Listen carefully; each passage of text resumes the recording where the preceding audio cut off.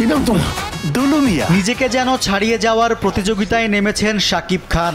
একদিকে সিনেমা হলে চলছে তুফানি ঝড়, অন্যদিকে দেখালেন দরদ। ফলে ঈদের দিনটা মনে রাখার মতো হয়ে থাকলো ঢালিউড কিংয়ের কাছে। প্রথমবার প্যান ইন্ডিয়ান সিনেমায় অভিনয় করেছেন শাকিব। এতে তার নায়িকা বলিউডের সোনাল চৌহান, যিনি ইমরান হাশমির বিপরীতে জান্নাত সিনেমা করে জনপ্রিয়তা পান। ঈদের দিন শাকিবিয়ানদের আনন্দ দ্বিগুণ করতে দরদের টিজার উন্মুক্ত করা হয়। এর আগে পরিচালক অনন্য মামুন ফেসবুকে অনুরোধ করেন, যাদের হার্ট দুর্বল তারা যেন টিজারটি না দেখেন।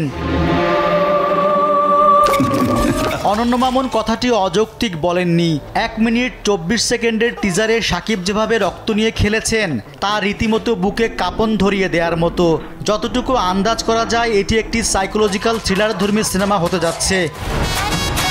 কি নাম তোমার? টিজারের শুরুটা হয় সোনাল চৌহানের সঙ্গে শাকিবের রোমান্টিক দৃশ্যের মাধ্যমে। এরপর শুরু হয় হিংস্রতা। কখনো ভয়ানক রূপ নিয়েছেন, আবার কখনো চোখে মুখে সরলতা। এ যেন একই সঙ্গে দুটি সত্তার বিচরণ। একদম শেষে আলো আঁধারির সিনেমা হলে নাচতে নাচতে বলেন, আমি তাহলে জিতেই গেলাম।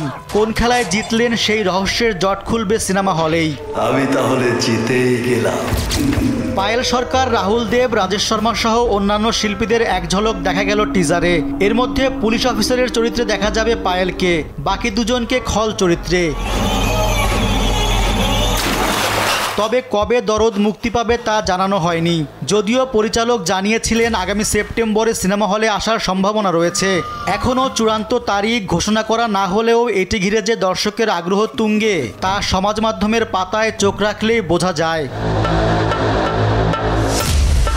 সিনেমাটির শুটিং হয়েছে ভারতের বারাণসী ও এলাহাবাদে। ইন্দো বাংলা যৌথভাবে প্রযোজনা করেছে এটি।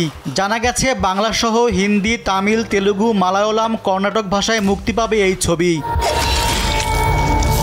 রেজওয়ান সিদ্দিকী, দেশ টিভি।